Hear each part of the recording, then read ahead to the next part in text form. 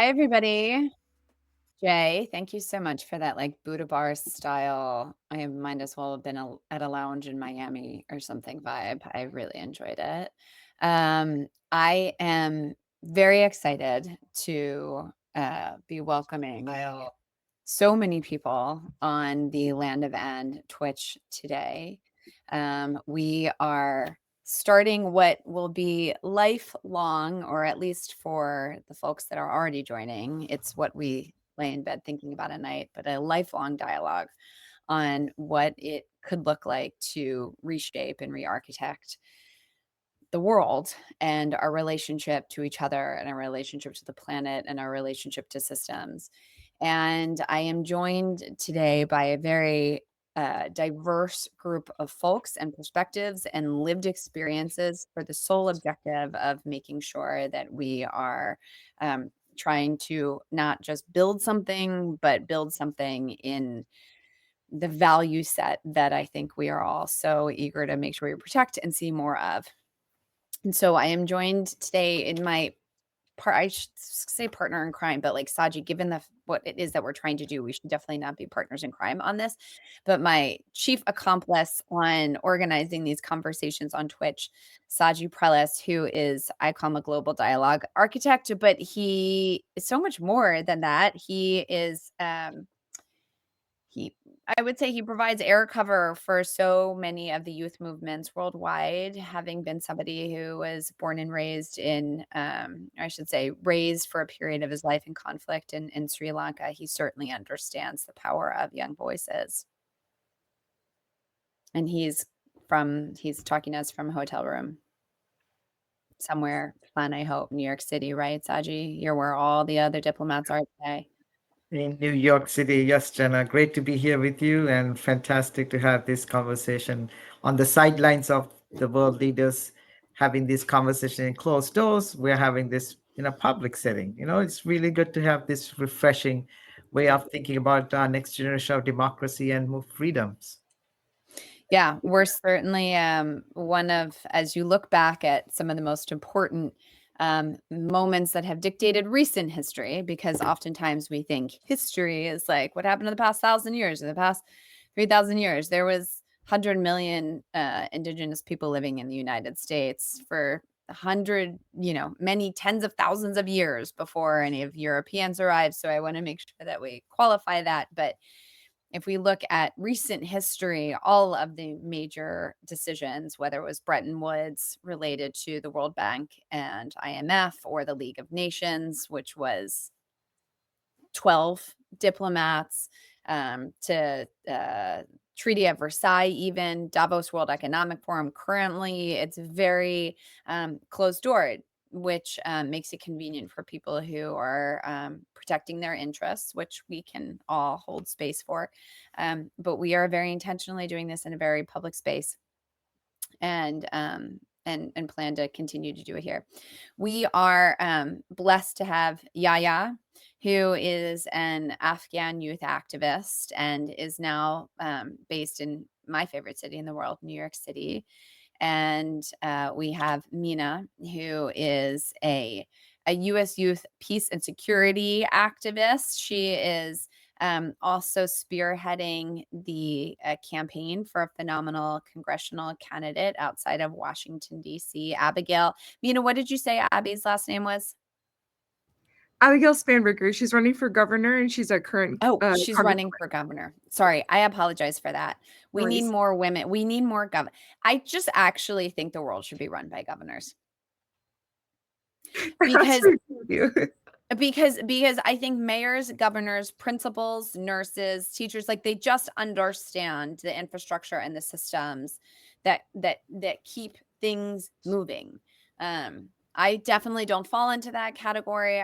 While I was a first grade teacher, I do a lot of talking and not so much acting, but governors are the people that really get their hands dirty. So we're grateful to you and your work, and it sounds like she's doing really great. And then Arif, who is the African Union Youth Ambassador for Peace, originally from Algeria, but really, from what I understood, Arif straddles the AU, the EU, all of those organizations that love their acronyms. And Arif is having some camera technical issues, but we can all power through because we care mostly about the content and the voice and the ideas. So thank you all so much for being here. This is one of many, many conversations. We have a series of additional conversations on these similar topics this week, because as Saji pointed out, that while we all love to watch diplomacy unfold, it is highly performative.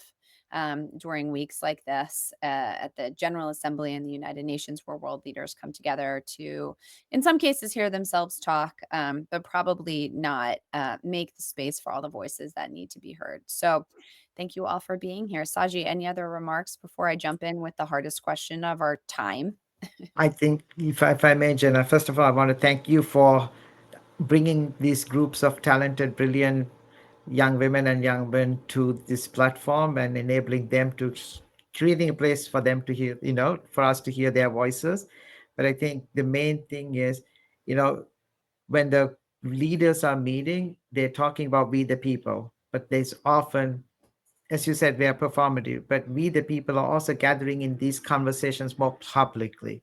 So I think this is a really important platform, and I really appreciate all those who are joining us to listen and engage in this conversation, because I think the wisdom comes from this dialogue that we're having. So I really value this, and Jenna, thank you for your leadership in making this space happen for young people around the world. Yes, I appreciate that, Saji. I do want to emphasize that this is being broadcast across Twitch, YouTube, Substack, Instagram, all the interwebs for the sake of, I would say, opening the doors and more transparency. So, Yahya, Mina, Arif, Saji, and I spent a lot of time talking to each other about some of our ideas, but I am most interested in hearing from you all on what some out of the box ideas you might have related to reforming systems that you think might not have been tried yet. And you can go into any direction that you want. Would love to hear from your lived experience, but Mina, as the first, as the only woman on in the guest side of the line on this conversation, would love to hear from you first. But what are some, particularly as you're trying to build out a governing a governor campaign, and as someone's from Afghanistan, what ideas might you have? Yeah, thank you, Jenna. It's awesome to be here. Really appreciate the invite, and it's so awesome to reconnect with old friends like Yahya and Saji, and you yourself. I think, we live in such a weird time in history, right? Like, we went through a crazy global pandemic. We saw systems crumble. We're watching a genocide unfold before our eyes on our phones, and we can basically do anything about it. I mean, here in the US, right? Like, I was raised right outside of Washington, D.C., and seeing everything happen, seeing military tanks roll in right in my own backyard. It just, and then also working on a campaign, getting involved in local politics, seeing all of this disrupt right before me in the span of what, like 6 7 years is insane.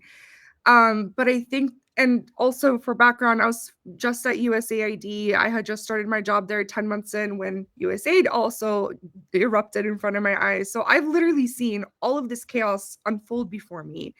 And now getting involved in local politics and seeing how much is happening at a local level to change things, I think we sometimes forget about how much power there lies in changing the systems right in front of us. I went into the global development world based on my own interests, as my family's from Afghanistan. And so seeing the conflict there, I was so inspired to go do international development. Um, but with everything happening in my own backyard, you just really start to see how much power you have to change your own neighborhood, right? Mother Teresa always said, peace begins with a smile. And I think we need to live by that. Because when we start helping our neighbors get food on their table, and when we start helping um, people who pray differently or speak differently or love differently that live right next to us, that's when we start changing systems. Because at the end of the day, systems are made up of people, of us, of humans. And when USAID was dismantled, something that a rally cry for the humanitarian community was, the humanitarian spirit lives within us, not within systems. So it's really on us to reimagine that and revitalize that humanitarian spirit that we all have within us. And something as little as local politics that may not affect what's happening abroad and may not affect what's happening in our home countries as immigrants, that is part of changing the system. And the thing is, my work on the campaign is doing Asian American voter outreach, and a lot of people forget or don't understand that Asian Americans make up the third largest voting bloc. And there have been so many elections happening locally where 5,000 votes, 500 votes, 10 votes have made the biggest difference between having a real leader in office who speaks for the people and acts on behalf of the people and someone who's bought by powers and bought by money. And so I think, long story short, in my long-winded way of saying, the way that we reimagine systems is stop thinking big and start thinking small, because it's the small actions that make the big difference at the end of the Very day. well said. I appreciate that, Mina. And I feel like we could probably talk just about that for hours and hours and hours. But Arif, thank you so much for powering through this without a camera on.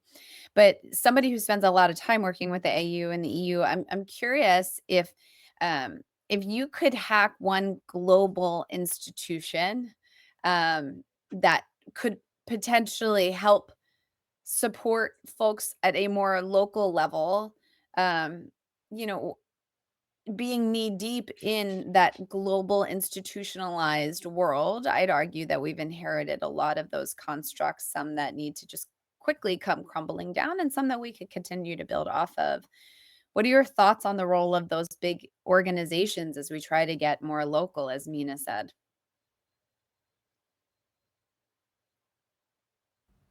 Excellent, Gina.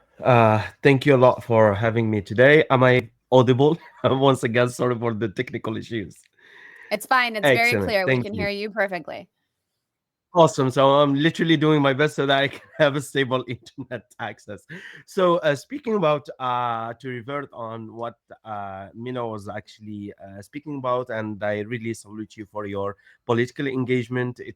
I'm still youth, but it reminds me of my very fresh youth age, like when we were into politics and trying to get or to close the gap of trust between the citizens and the officials.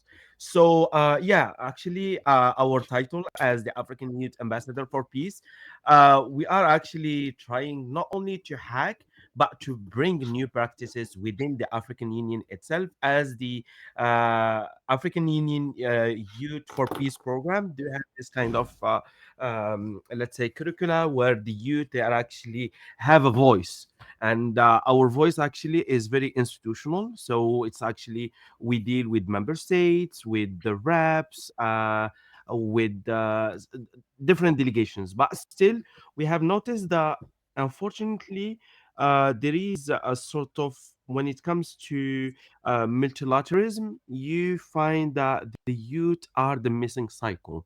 Like in the very first study on the missing piece, the missing piece that was authored by Grams. So the youth are still, even though we have the UN Security Council 2250 resolution and so many empowering the youth, but still we find that the youth are still not being taken very seriously. So unfortunately I say it's a lot. I'm not into too much of speaking, I'm into practices and giving more of actions. So we have tried within our team to bring new practices such as having be mindfully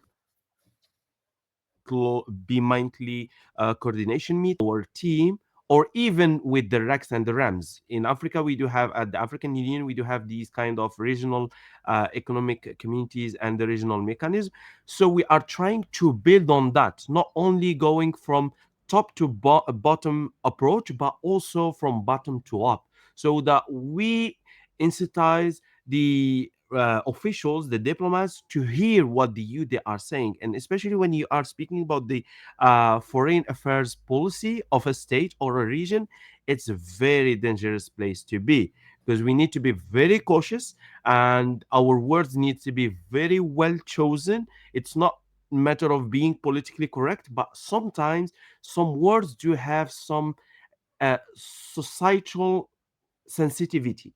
So even for us as youth experts within our regions, we try to identify such kind of terms so that we know the level of sensitivity. So that when we approach certain ministers, head of states, prime ministers, or something, we know how to interact with them, and we try to open doors for more youth empowerment. But speaking about if we want to shift uh, the system of multilateralism. It's true that based on the all the treaties that you have mentioned, the Versailles, uh, Bretton Woods, and so on. Now, I think that the word is, since we are being governed by our elders, they think that we are going back to the history cycle, which means that they think we are into the classical notion of. So to them it's now, yes, it's true that it's well, the very first basic notions that were incorporated into international affairs, it's about state to state. But then the paradigm shifted, and we started having international organizations such as the UN, AU, EU, and others. And now we are focusing also on the impact of individuals within the international affairs sphere. Still, I do believe that we need to have this kind of decentralization of governance. Why? Because the current multilateral system is not taking into consideration context specificities. For instance, you have these kind of uh, democracy principles that are suited for the Westerns and not suited for other regions. And I leave the floor open to you. Back to you, Jenna. I feel like you were it was just like a little I bit. was audible.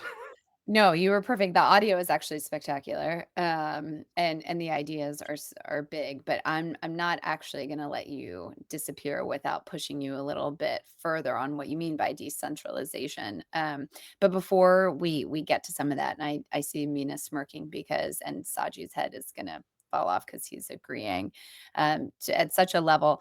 But Yahya, you have been part of two worlds. um, One world I know intimately, and one world I only know from stories, and I know from headlines, and I know from foreign policy strategies. Uh, but how has being part of two worlds changed your understanding of what, and I am going to use, speaking of language, Arif, I'm going to use this word very intentionally. How has being part of two worlds changed your understanding of what freedom means?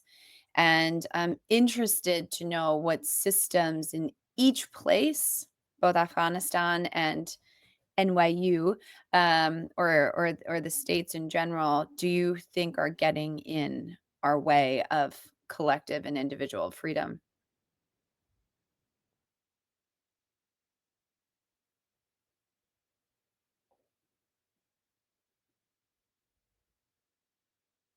He had all the answers, and then he froze. He'll come back on. Jay is gonna troubleshoot, I'm sure. Um, yeah, you there? Oh, no.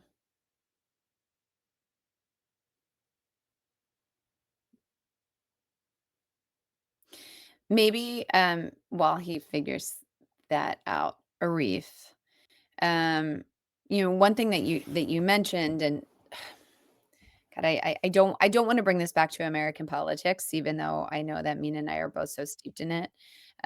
Let's see actually if we can bring him in real quick. Hi. I am really sorry. My It's my it's not a laptop problem. went out of It's charge. because you were about to deliver all the answers that the World Wide Web got so overwhelmed. Did you hear the question?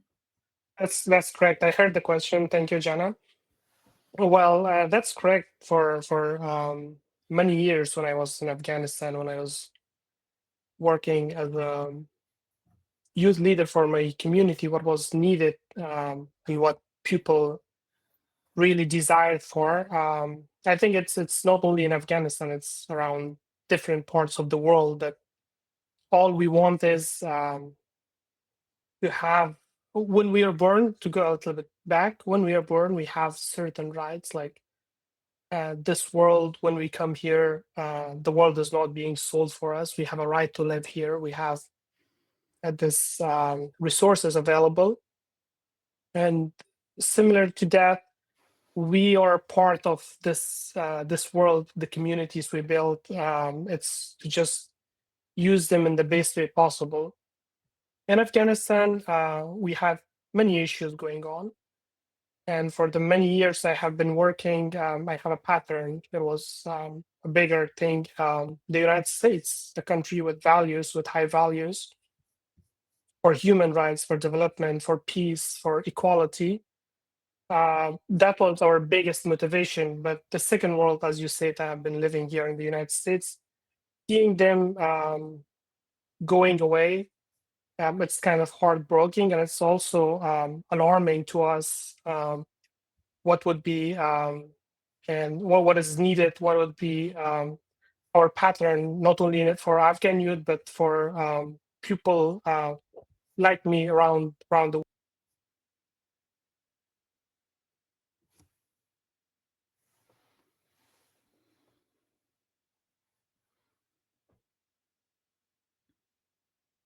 That's okay.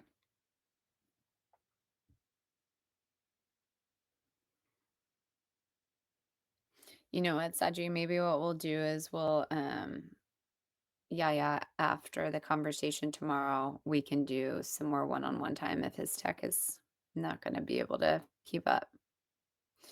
Arif, while Yahya's giving it one more go, I do have a question for you, and then I'm going to try to bring it back to Mina in an unfair question, I think.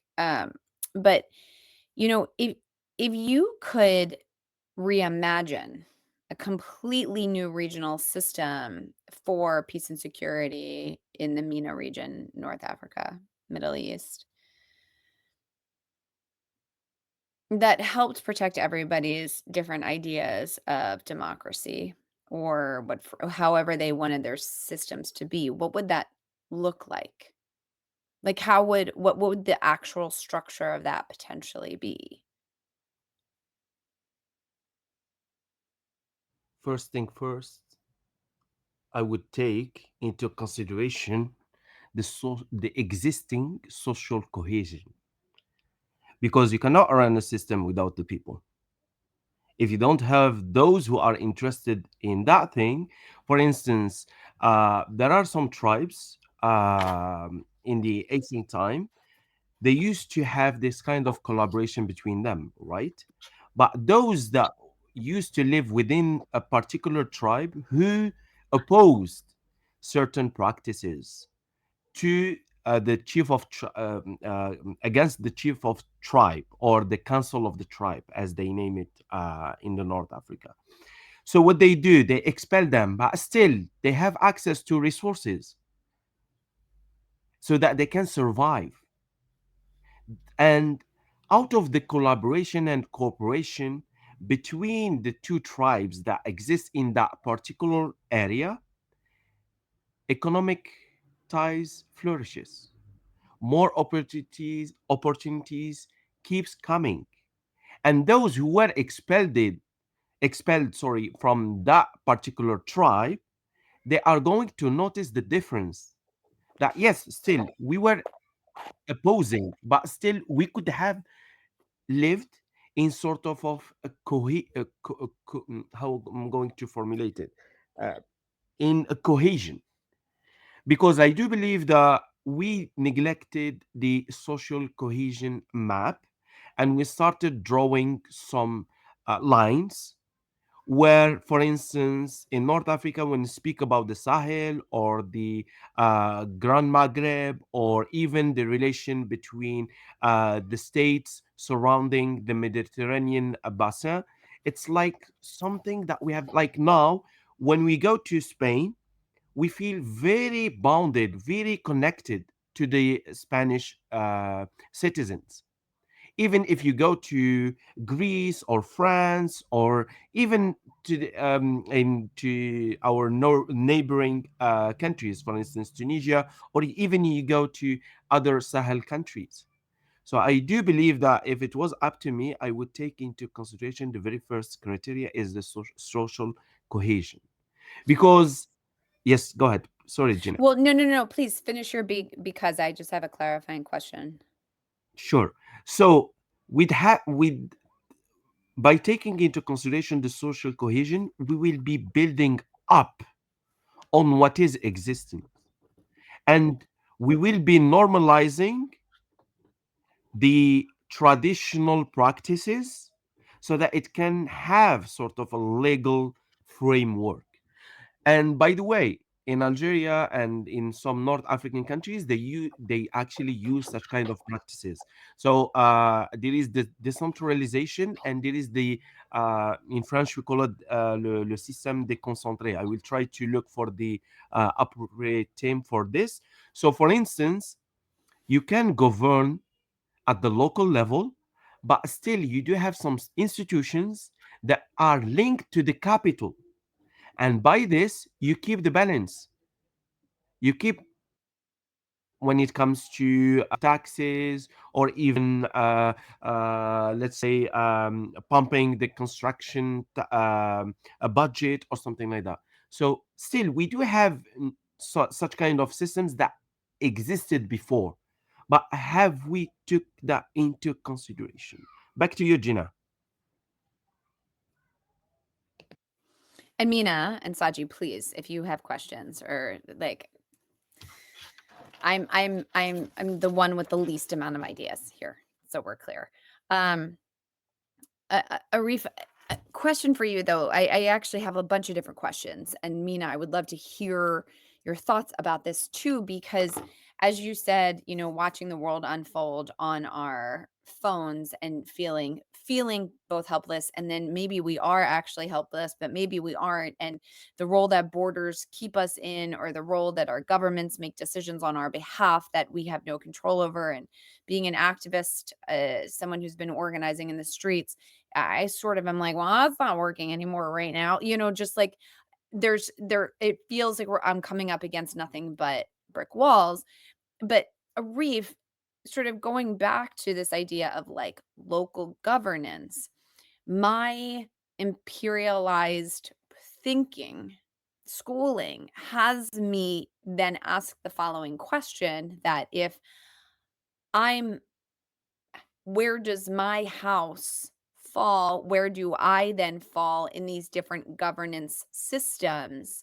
And when we say different governance systems, is it like, well, kids have to start going to school at 4 versus 6? Or is it, you know, from like, you know, how we handle crime and punishment? Like, tell me a little bit about what your idea would look like if we went back to some of those traditional practices, because it intimidates me a little bit.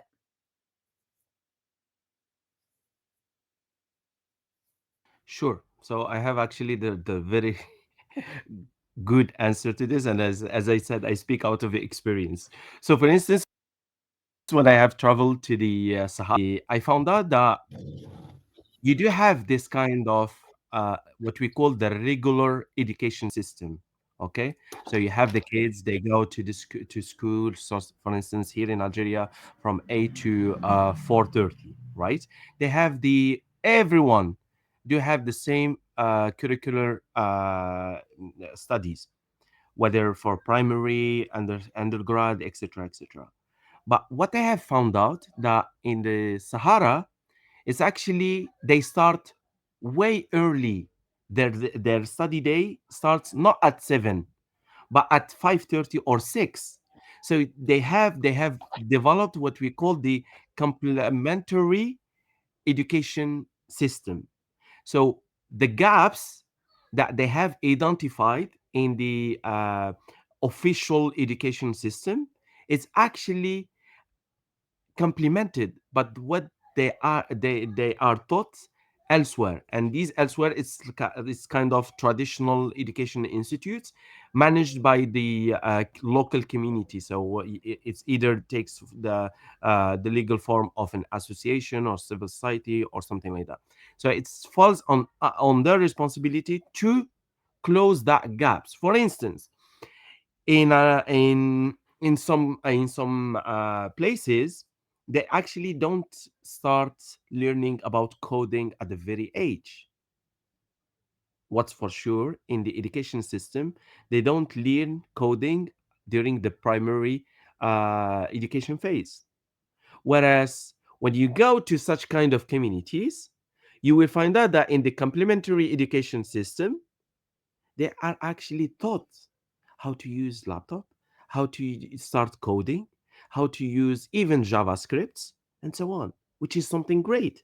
And those who are actually do have sort of more of an interest in something practical. For instance, they go and receive some induction in how to use solar system. Others, if they are interested in agriculture, others even if they want to go into more of let's say getting the basis of how the industries works, you see. So these kind of complementary, and again, this is out of the social cohesion because the society actually trusts what existed.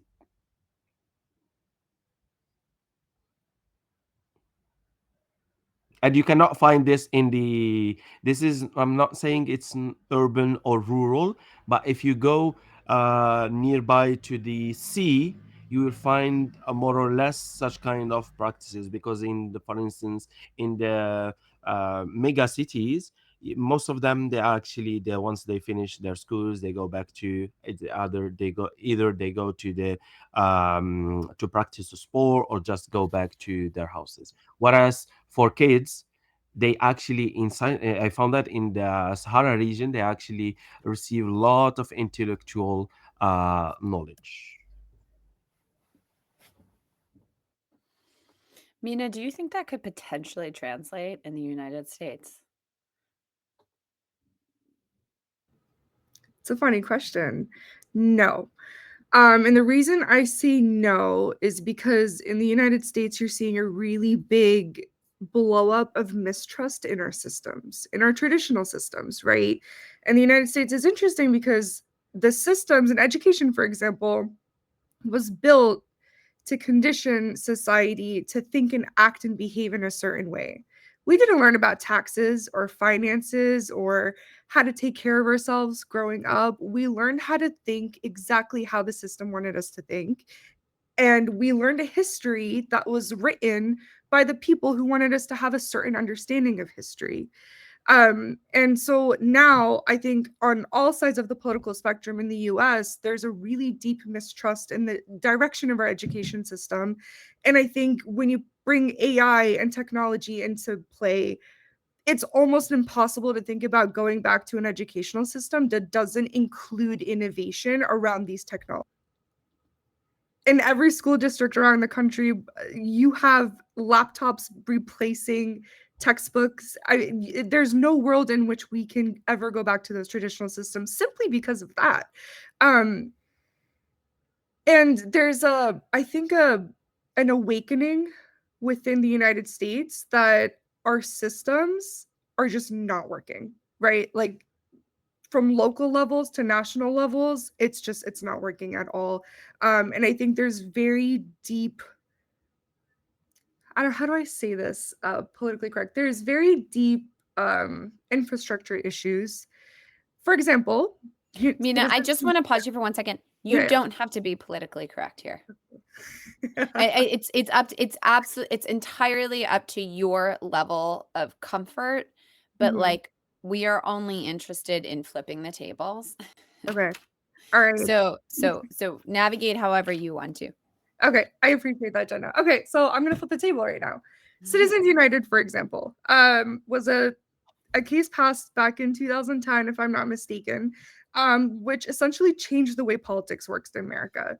it allowed companies to act as individual voters in elections and donate to campaigns. That opened the door for money to start shaping politics. And I think in the US specifically, and this can be true for the rest of the world too, but everything is political. And education, for example, is one of those things that's political. And a lot of politicians, I'm not going to blame left or right because it happens on all sides, started remapping the districts to shape educational systems. So people, based on their zip code, get access to a certain level of education that people from other zip codes don't. And a lot of that has to do based on your immigration status, this color of your skin, the way that you pray. Um, and so I think when we think about going back to traditional systems, it's almost impossible because when the system starts playing you, you have to start playing it. And so, going back to what I said earlier about local action matters, when we get the right people elected to the school board and the school board starts fighting against the powers that want to take away educational equity from different communities, that's when we start shaping the system and changing the system. And so, kind of to what Arif was saying too, it has to be grassroots and top down as well, right? So we can make the change on a local level to start changing the system to fit our needs better. But we also have to start changing things at a national level. So Citizens United, for example, we need to overturn that and make sure we get money out of politics so that we can give power back to the people and we can allow communities make the decisions better for themselves. And I think, the foundation of the United States was based on this idea that states and local communities have the power to make decisions for themselves. And we've lost that. We've lost it in Completely. the sauce of money taking over. So I think, long story short, it has to be both top down, bottom up, but really hard to say that we can go back to traditional systems in the US. Yeah. Well, there's also, I mean, here in the United States, we don't have a relationship with any traditional systems. Everything that I mean, you even saw it in the way that I asked the question. Like, I felt like I had to play the system and saying, well, wait a second, where does governance fall? Who gets to control me and my kids, my asset, my time, my resources? That there's no sense of like, I spend a lot of time with the indigenous here in the United States, but even it's like recent indigenous, we're not talking about like really like the communities that have been here for thousands and thousands of years. I keep having to tell myself, Mina, Saji, and Arif, and this makes me, as you say, what's my being politically correct? I have to say out loud, I don't want to sound like I'm crazy, but I'm gonna say the thing.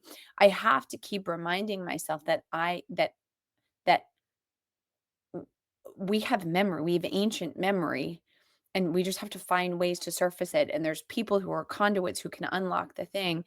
Um, there's this canyon in New Mexico area. I'm really, really drawn to the southwest of the country. It's called Canyon de Chelly, and it's where the Navajo, but I'm going to refer to them in this conversation as the Dene. The Dene, the Spanish and imperialists, were the ones who gave them the name the Navajo. So the Dene were the community, the indigenous people who they had occupied Canyon de Chelly, which is like this spectacular thing, Grand Canyon, like, miles high, beautiful canyons. And in the middle, there was this beautiful river and stream. And they knew how to grow, they had thriving agriculture there that was supporting generation after generation after generation. And when the Yankees came and they pushed the Dene out of Canyon de Chelly on part of the long walk of tears, now the canyon is back under control of the Dene. And I said in the most ignorant way possible to this Dene leader, I'm like, "Oh, great, you have the canyon. Like, what are you guys gonna do?" And he looked at me, he said, "Nobody knows how to grow a sweet potato in there. Nobody knows how to like how to no one knows how to do the appropriate kind of apple irrigation system to grow the apple orchard." So I have these moments of like, oh, we can't possibly get back to our roots. But then I also have to say, but like, I know it's in us in an ancient way, and we just have to find the right conduits for it. And in some way, shape, or form, Arif, like, gosh, when I think about the Sahara and what's happening in the Sahara, there's a part of me that's like, "Oh my god, protect that. Protect those nuclear communities of people calling each other in to talk about the solar system or agriculture or whatever it might be."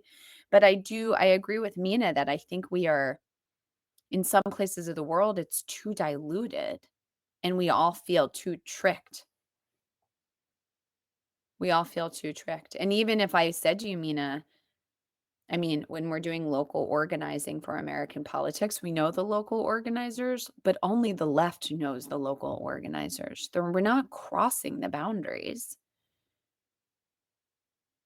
We're not, and it's really scary because there are players and actors in local organizing that we hear about but we don't see, and we talk about but we don't talk to.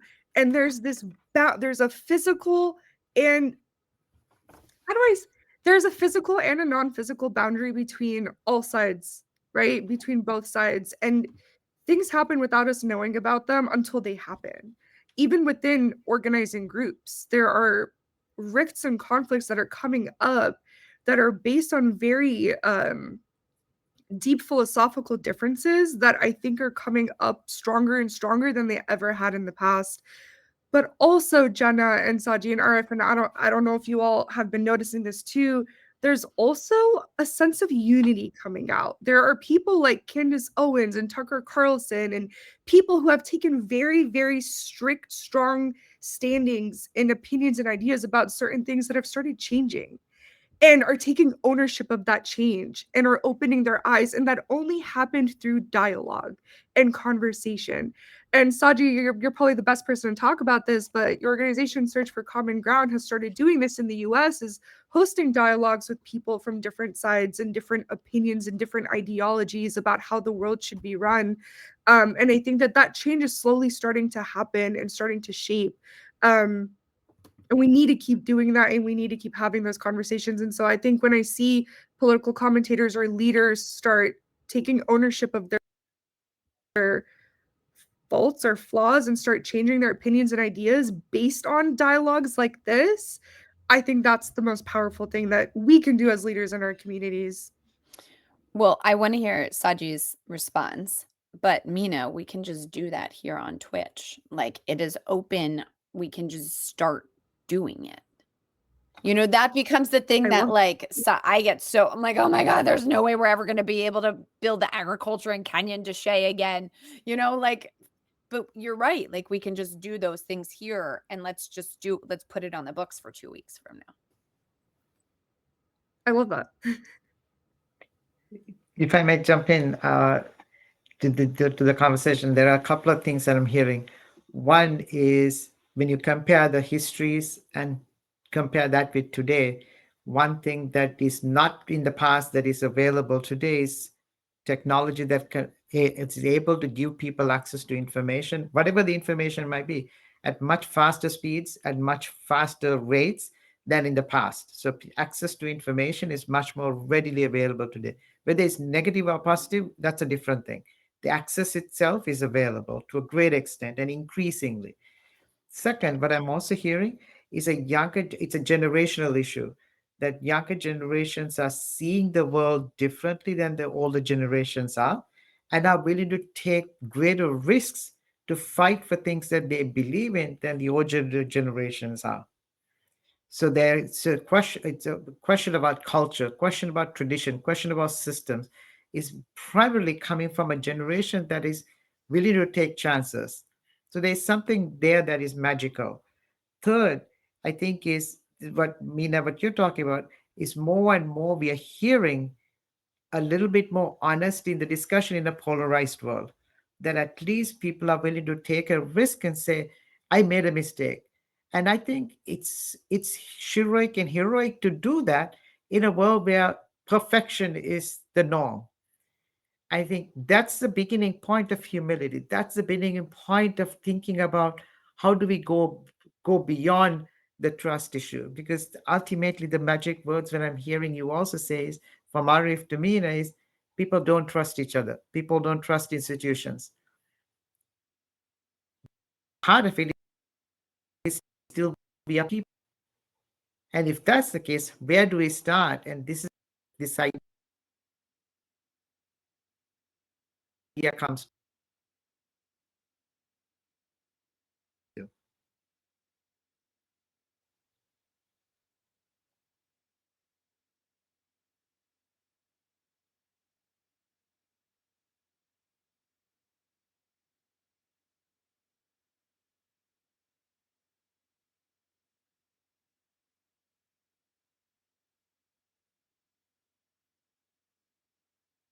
Mina, are you there?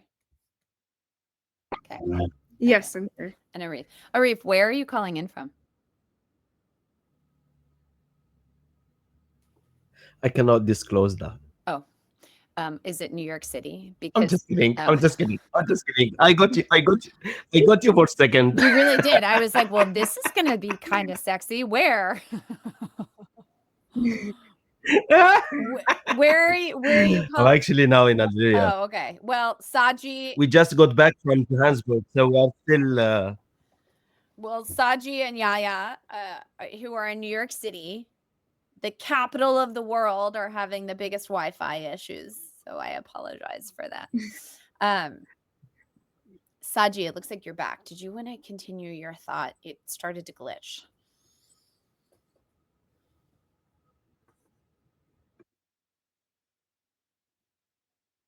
Uh-oh.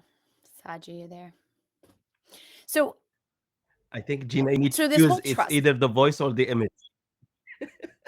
Yeah, maybe. Well, Saji likes to be the arm candy, so we'll let him keep his image up. So Mina and Arif, I appreciate the top down and bottom up structure. So having been in the foreign policy space for all of my career, I get it. I love that. But it feels like it's not top down and bottom up anymore. It feels like it's like ideas versus action almost. Like Mina, I don't know if you and I are ever gonna see a different and Arif, you pointed to this a bit with like new language and like being sensitive around language. Um, but like what does trust actually mean? How trust is a generational thing that I don't know if we ever rebuild. I mean, I've had my trust broken amongst family and friends that I was like, oh, they are my ride or die for my whole entire life. I never even have to question it, not even for a second. And over the past year or 2 years, because of the world, because of national and foreign policy, that's been completely flipped on its head. And I'm like, how, if I can't trust these people who like birthed me, how am I possibly going to ever like trust a stranger to teach my kid about what it means to be a decent human being? And so to me, I'm like, I don't know if like the top down of like trusting the system again is the dichotomy. It feels like there's the people who know what the hell they're doing, right? Like the agricultural farmers or the people who understand how to talk to 6-year-olds or the people who have really great ideas around getting policy shifted. And then there's like this other class of to me, it's like the cloud floating over everybody's head, which is around stories and the relationships that we have with ourselves and the relationships that we have with each other. And that's what's most intimidating to me, is because what I do see happening with the Tucker Carlson or the Candace Owens, or I will very intentionally mention Charlie Kirk here, is that they take stories, in my opinion, and um, use their interpretation sometimes in their own for their own self-interest, backed into the old system, capitalism, power, control, the domination system. Whereas if instead of us waiting for the system to adjust, getting citizens united out of government, isn't it you guys, everybody like everybody's insecure. Nobody entirely trusts themselves because trust is a fluid thing and subjective anyway. Do I trust Saji taking care of my children? Yes. Do I trust Saji to make a delicious Thanksgiving dinner? I have no idea. So like that word trust isn't applicable across those ranges anyway. That the biggest challenge that we have in life is to find a way to love ourselves enough so that we can love the other. And that doesn't feel systemic. That doesn't like if I'll give you another really quick example, if you don't mind, just because I'm both obsessed with systems and this idea of love.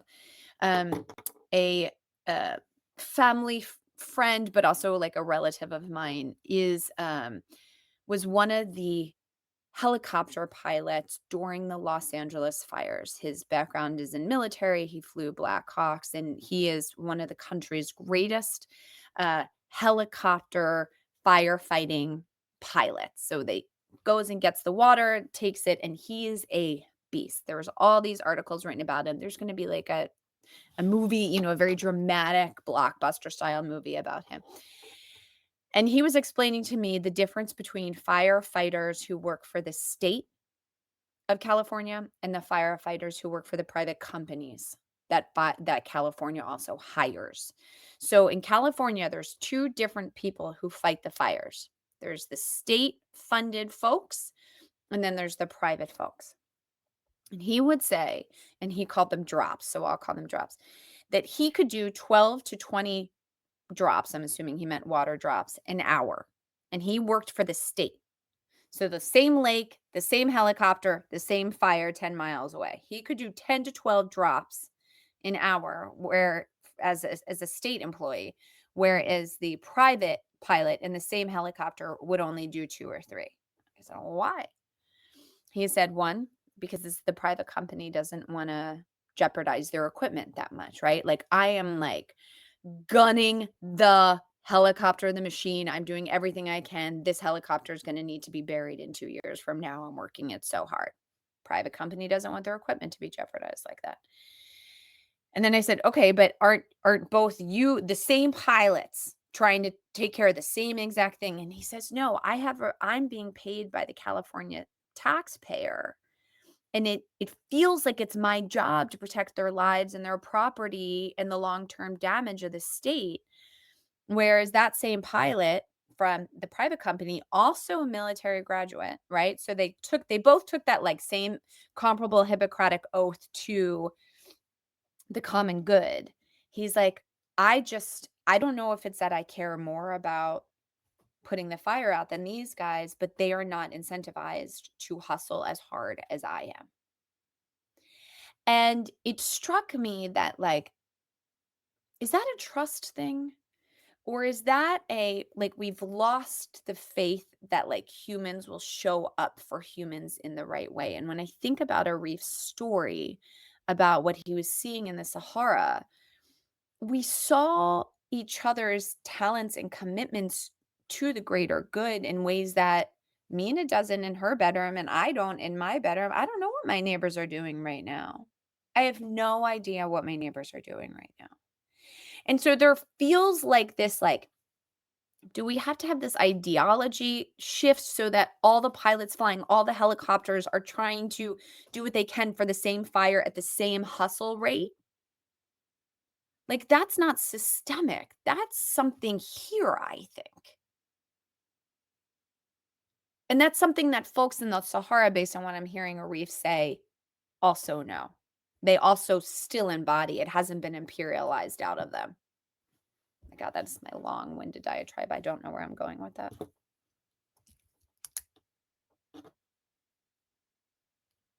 Jenna, if I can jump in, add to this.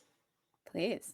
uh, by the way, I can also still cook a mean meal if it's Thanksgiving spicy Day. for you. I'll be the judge of that. Okay. But so there's a couple of thoughts. One, I think, is this idea that people don't trust each other. The question is, do they trust themselves Right. first? Right. This one is that do they trust themselves, and that more and more evidence is showing that they don't trust themselves. So they're relying on other people and other tools to help them make a decision. In a world that younger generations growing up technology wise, if you can't Google something, then the question is, does it actually exist? So the ability to dream and imagine of the possibilities of answers are less as we come into the future, because you can't discover it. Back in the day, we were able to discover things by hacking, looking through. How many card catalogs did we have to go through to find a magazine or a journal article? But now, if you don't look for that, if you don't quickly find it, it doesn't exist in some people's mind. So the question is people's trust in ourselves. And when you think about a human, we have multiple systems existing within ourselves. talking about systems outside, I'm inspired by Mina's challenge of, simple and local.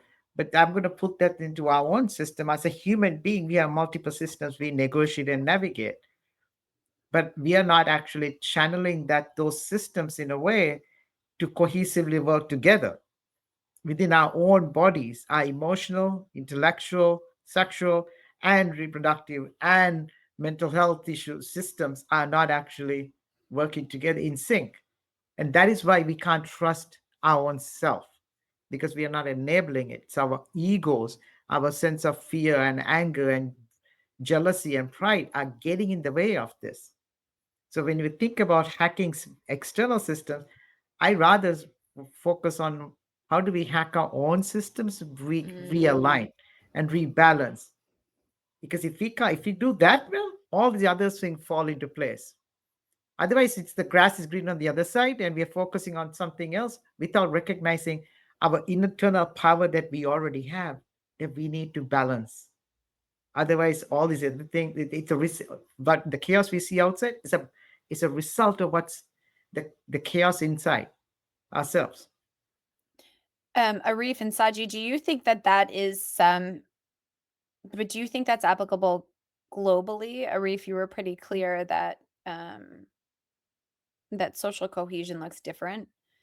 But Saji, I mean, do you think that's a global human Uh, thing? I personally do, last but last time I checked, humans are universally have some certain basic vital signs. It doesn't matter what blood type, how much money you have in your wallet or how in your bank. Doesn't matter what tribe, religion, ethnicity, what your beliefs are. Your bodies don't care about any of those because all of those are temporary.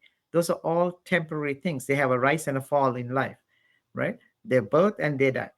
What is unique to us as humans is that there are certain vital signs that make us a healthy body, like our blood pressure, our weight, and all those things. Doctors created those five vital signs based on thousands of years of Ayurvedic wisdom, right? So if you go to a doctor with a headache versus a knee pain, they first take your vital signs, which inform this.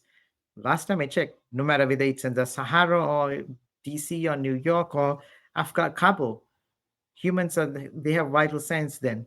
What would the vital signs for a healthy society look like? There are certain vital signs there too. So I think if we think about it that way and not get into this thing, oh, your tribe is different, my blood type is different, we're creating more divisions that make us more powerful and unique when ultimately we all suffer. We all have commonalities. And I think that's where we need to focus on and really bring that out as opposed to make us so unique and different. And the same thing goes to this other word that earlier we used, it's the issue of freedom. Freedom without responsibilities or rights and versus responsibilities negates that.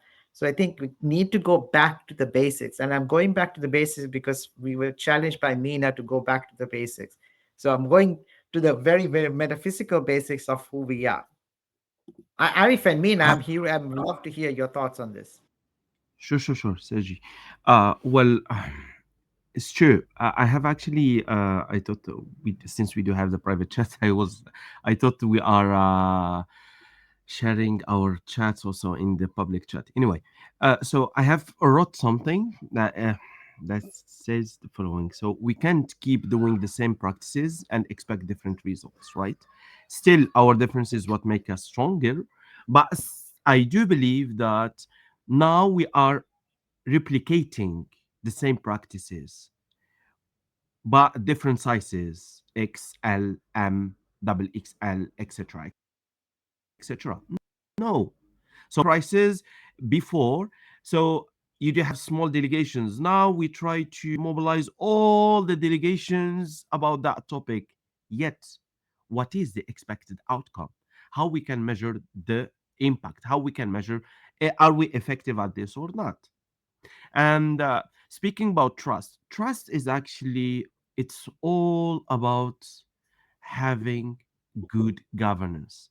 And as you have gave us the example of the vital sense of a human body. So even for instance, within a family, if you are living in a family where you can see the way of or the relation between the parents and the kids is abnormal, or they differentiate their relationship, whether the mother or the father with the kids, you start questioning that, and you start getting into more of, let's say, oh yeah, he is being or she is being depressive. No, it's about how is the atmosphere. And here when I'm speaking about trust, having worked as a governor representative in a particular field, so I do come from I have actually sailed in the two sides, whether when it comes to the administration and at state level, or even when it comes to the political advocacy. So when I spoke earlier about decentralization, you do have also what we call is we do have the decentralization and also the deconcentration of services, or some institutes or some um, jurisdictions. So here, when we speak, I'm going to speak about North Africa mainly. So you can find that even now, up to now, there are some businessmen who actually runs their businesses across different states through their representatives. But how they are doing that? And they didn't, and I'm sorry, they didn't visit their business for almost 2 or 3 or 5 years. How their businesses are surviving? Why? Because there is a strong trust between the owner and their representative. And it is similar how the society actually is or needs to work. We do have this kind of notions: decentralization, deconcentration, election democracy, and so on and so on and so on. But are we effective at this? And now my real issue when it comes to the I'm not going to say it's a critical or conflict stage, but still we do have a problem with the meaningful representation. So even if you have the best systems, but still, are we having the good representatives? When, for instance, Jenna earlier, she was saying to Mina, "Oh, you can be not politically correct." Yes, you can be, but it depends. Different. Everyone do have his or her own way of or style. For instance, for us, honestly, I myself, I think this is for the first time I'm saying I can't wait for my mandate as the youth ambassador to end, because it comes with a huge responsibility. Why? It's similar to your cousin Gina, the fireman. Like, we do have so many issues that we need to echo it. We do have the solutions, but still, some people are not listening out of arrogance, out of Mr. Knows It All or Miss Knows It All, and this kind of bureaucratic practices. Uh, well, since I have worked at the state level, we are used to bureaucracy, right? But now I have developed a new term working with international organizations is emailocracy. Now we are having emailocracy. You send emails, lot of emails, reminders, and so on. It's no different from writing letters and too much letters. Like, is that you do have pile of paperwork, and in the new era or way of working, you do have pile of piles and piles of emails. But still, are we effective? But I believe, and my way of working is that the moment I translate the trouble sound of the youth into more cohesive and peaceful manner to responsibles, by that I mean I'm done. I have fulfilled my mission. I have fulfilled my task, because I do have this kind of very active conscious that I have something to return back to the youth. Very soon I will age out from the youth category. I'm 32 years old by now, and I try to do my best so that the remaining 3 years, at least, we leave a very positive fingerprint for those who will come be behind us. Yes. Yeah. So back to you. This is a very interesting discussion. Tina, no Yeah. more questions, please. No more questions. Mina, I do. no, I I was was just going to gonna. ask Mina to come in. Yeah, no, I want to hear from Mina straight away. Arif, are you? It sounds like you're surrounded by kids, and it's such a lovely backdrop. Mina, do you have thoughts? Yeah, I have a lot of thoughts. I mean, I heard like three big things right there, right? Saji talking about ego and the individual, like your individual responsibility, and you, Jenna, talking about how this ethical like promise to serve the people plays a role. And or if you're talking here about planting the seeds for the next generation, and I think you all made really awesome points. So Jenna, my brother's a firefighter.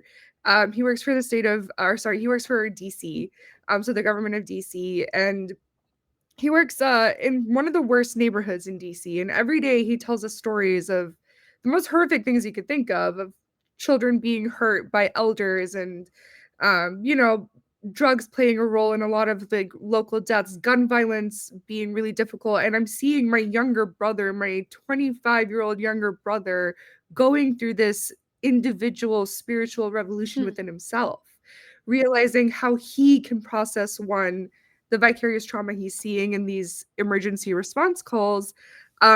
Two, seeing how he can balance his emotional regulation with serving people in emergency situations. And then three, bringing himself back to faith, his faith in God, his faith in family, and his faith in service. And so, Saji, that comes back to your point on how us building that emotional resilience, us being self reflective, us building trust and faith within ourselves to serve plays a really big role. And Arif, to your point around meaningful representation, it's like full circle, right? Unless we as leaders are able to have that within ourselves in service positions, we can never expect other people to do the same. If I'm going to sit here on my high horse as an ambassador or a congressperson and I'm just going to do what I want to do because it serves me, and I'm going to take money from who I want to take because it serves me, then I have lost my North Star and I've lost my guiding star, and I can never expect anyone else to do better. But if I stand here as a humble servant and serve as an example, someone like Candace Owens being able to say, hey, I screwed up. I had a bad opinion and I'm changing it because I know what's right. Someone like a firefighter saying, hey, I don't know how to handle all of this stress. Help me. That stuff matters and community matters in this work. Saji, I very, very distinctly remember minute by minute, second by second, that trip we made in Kenya where it was me and you and some other African leaders, Afghan leaders, and all of us collectively had a moment of wake up, of ego death in that moment. Part of our ego died as we saw human suffering before our eyes in ways that we had never seen when we visited that slum settlement community. And you walked us through our emotions in that moment. And I think, Arif, to your point, having leaders and mentors like Saji who help you process things like this, help you become better leaders in the long run. And I just wish that, you know, a lot of the work I'm doing now is helping Asian Americans get out and run for office and vote and do all of this. But I wish part of the leadership training of running for office also came with it emotional regulation and self growth and mentorship at a very deep personal level, because this work requires that. And if we don't have that compassion for ourselves and the people we're working with, we can't expect society to have it. We can't expect kids who are numbed by television screens to have empathy for other kids who are being shot in the neighborhood next door. And it's painful, it sucks.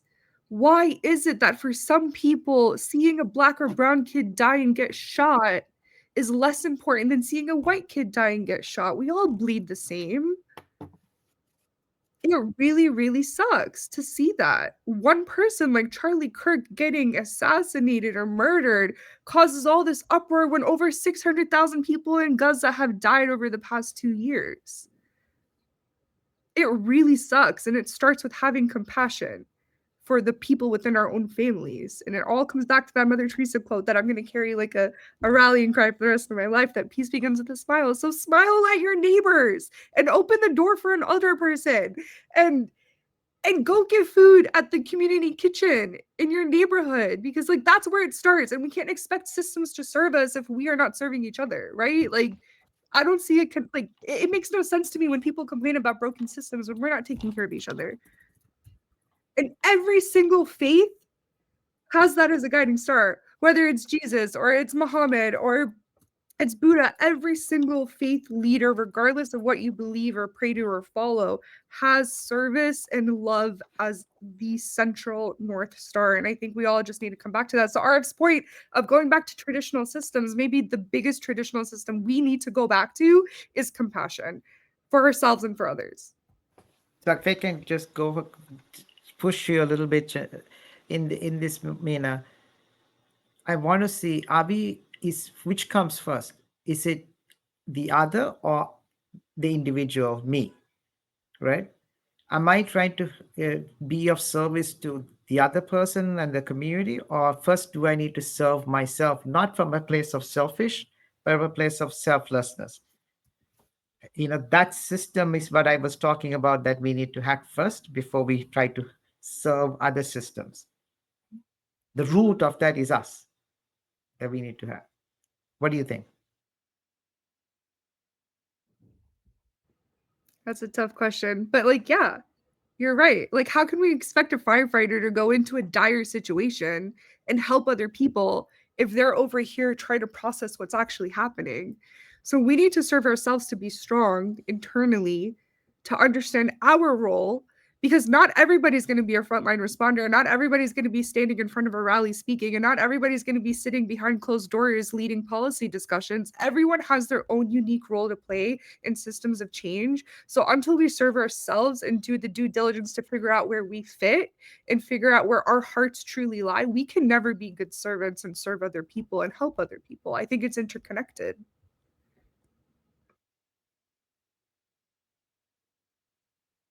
Arif, what are your thoughts on that, Arif? Saji, you know my way of thinking. I'm Yeah, purposely my saying. brother. My brother. If I don't have an interest in that, trust me, I'm not getting into it. If you cannot help yourself, you cannot help the others. As easy as that. It's true. I can open the door for you, but will I be opening my bank account for you, Saji? For sure not. You got me? But still, can I be useful to you? Yes. This is why even now you see this kind of Mina spoke about something that is very, very, very critical to us as youth, is now what we call the so-called youth leadership. We do have so many youth leaders. Most recently, when I was in Johannesburg, and we were having this kind of capacity building on the transitional justice, reconciliation, and peace building in Africa. Great.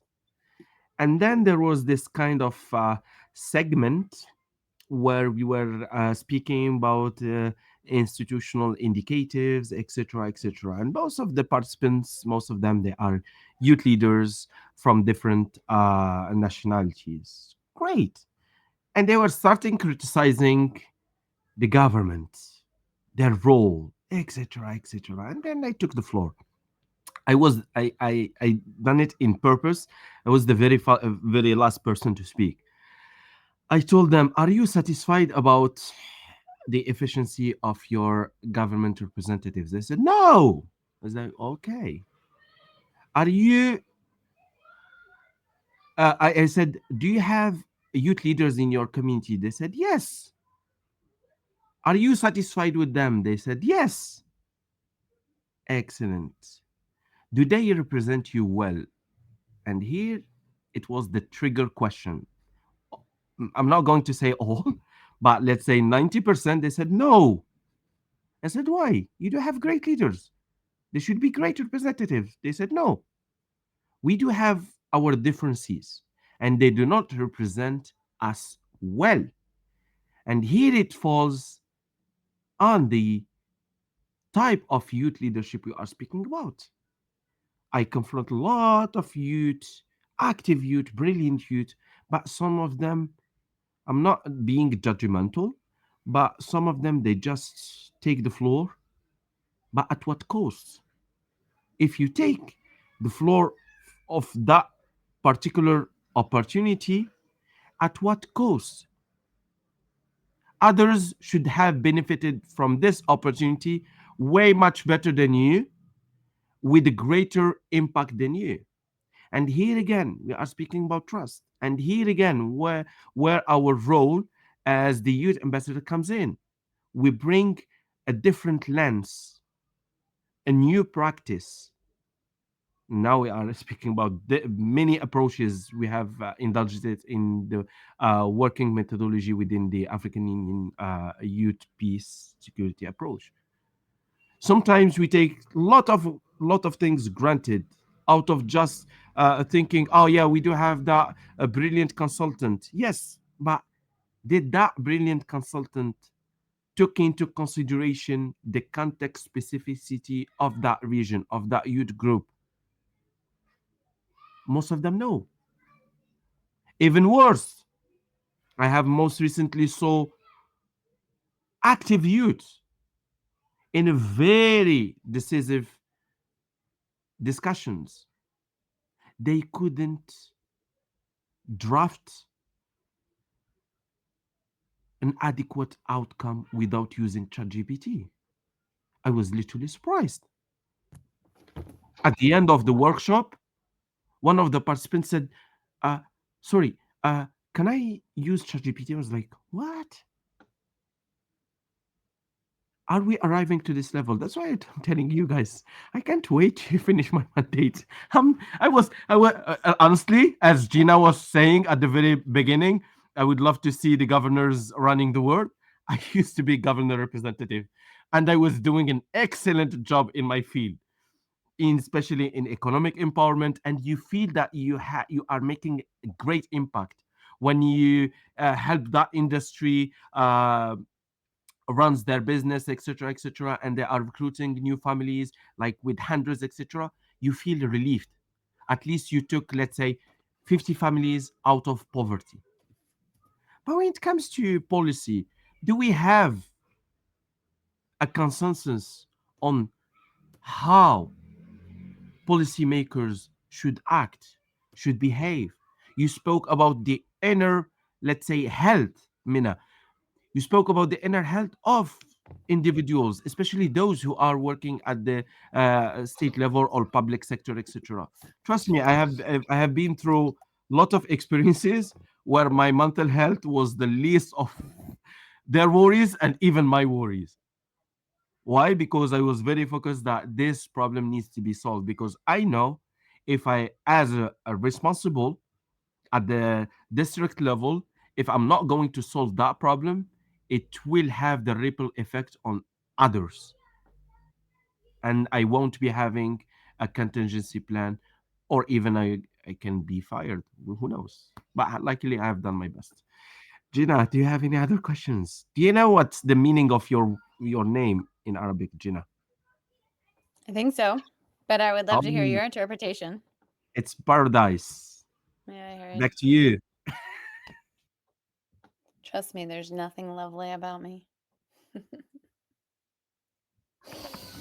Arif, I really enjoyed some of your perspectives, or I enjoyed all of them. And like I said, I love hearing the kids in the background. I have this vision of them on a playground, um, making up games and running in circles and being wild. I have two children, and I love that noise. Um, Mina, in like the traditional Americanized woman who's used to like grabbing the bull by the horns and organizing and starting to do the thing and trying to figure out whatever it is. For me, we're Saji and I are gathering folks simply to hear what ideas people have. And Arif, we have a saying, just, when you're in the ideation stage of here in the States of throwing spaghetti against the wall. And I actually don't know if that's like a universal concept or not, but it is truly like the most horrific, messy phase of an ideation process where you are coming up with things and you're throwing it at the wall, spaghetti at the wall, pasta at the wall to see what actually sticks. Which sounds like it would make for disgusting pasta. And I don't know who came up with the analogy, but I still like the visual. And one of the things that we're thinking, because Arif, I personally daydream about living in a small community and teaching kids. My background is in education, and I have a real ability to connect with kids under the age of like 8, like even like 6, even under the age of 6. And I really, really enjoy being with them. And I really can tell I add value to their imagination and how they're asking questions about the world. And if I can do nothing else but teach them how to be curious, like it's the thing I love doing the most. And so when I think about like the examples that you were offering at the top of the call in the Sahara with folks, there being this complementary education system. And then hearing Mina say, like, well, we're not even serving our neighbors. We're not serving the same people in our communities. I'm like, okay, what if I was able to have and facilitate and host a complementary school class, something of that sort, for my community? And if it's unlikely, because I feel like there's a lot of old people who live around me, but like now I'm like, okay, I can use this platform, and maybe I just host an hour a week on, something that I think is magical, that I think could spark kids' interest or something along those lines. But you know, eh, Mina, and Arif, this is a real and very, very sincere invitation. I am personally going to spend the rest of my life trying to figure out what structures can be built that can last 100 years until somebody else comes along and says that thing is not needed anymore. My background is in foreign policy. I was at the United Nations for years. I bleed blue. Like, I stand by the charter, I stand by the conventions, I stand by the declarations. And I don't think I don't think they're working. I don't think they're serving. I think they're helpful language, but no one's taking them seriously. Certainly not my country. But I do think they're a reflection of humanity. I think they are divine in their own right. And so I don't know if either of you want to continue to participate in these conversations and these ideas, but it is a sincere invitation that you can use this space, the land of Anne, for any public ideating you want to have or want to do. Arif, when you are done your job as a politician, um, I am going to push you even harder to say what parts of the AU and the EU and the UN need to be dismantled. What can we redesign, re-architect, rebuild? And I recognize that you have a different title that might not allow you to say this thing is crap and this thing is brilliant. Um, but that is sincerely what I I think we can do here. And I think now is the time, and it's no joke that we're doing it this week. Um, but I wanted to offer that to both of you and tell you how grateful I am that you're doing the work that you're doing where you're doing it, and that you're willing to come on and ideate, throw spaghetti at the wall. Thank you, Jenna. It's been so awesome to be here. Conversations like this really like ignite my spirit. And you probably know better than anyone that local politics and politics in general just drains your spirit sometimes. Mm. So having conversations with people who have hearts that align like mine is really, really awesome. So thank you. And I will gladly accept that invitation. I think we need to have more conversations like this. They matter for the world. And I think the more conversations we have like this, the better our world is going to be. So thank you for creating a space like this. Jenna, I cannot Arif. thank you. Ah, I cannot thank you enough. Honestly, I'm sorry for not having the cam. As I said, it's either the voice or the image. Or So or once the again, or the face, right? Yes. Well, next time you'll show up with just your camera and you can theatrically sure, act out sure, how I we're will do my supposed to best. save the I will world. do my best.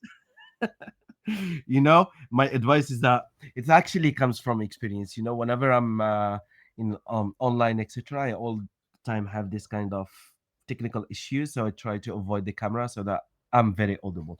So before I hand it over to you, my recommendation is that if you have not heard of the book, it's called Introduction for Ibn Khaldun. It speaks about history, it speaks about politics, society in the world, ups and downs, and there are a lot of lessons. When you will be reading this book, you will be speaking to both your mind and heart, and it will even help you to take very decisive actions when it comes whether to personal or professional life. So it's been an absolute pleasure being part of you, part of this discussion. And Twitch, I think this is for the very first time my name is appearing there. I hope it's not going to be the very last time. And thanks to Saji for extending the invitation. We try to have this kind of strong because it falls also on our responsibility as youth advocate to have to push and to bring new breath and new thoughts to discussion to the floor so that we know how we can explore better alternatives to the current issues. Thank you so much. I yield back the floor. I yield back the floor to you in the UN style, Gina, to remind Thank you a bit. you. I will take your time. I will gladly take all of your time. Thank you so much. All right. Arif, thank you very much. Mina, thank you. Jay, who has been facilitating all of the production on the back end from Brooklyn, is always doing just such a wonderful job of holding all of these voices together from all over the world. And with that, we will see you tomorrow with a similar conversation. Thank you, everybody. Thank you. Thank you.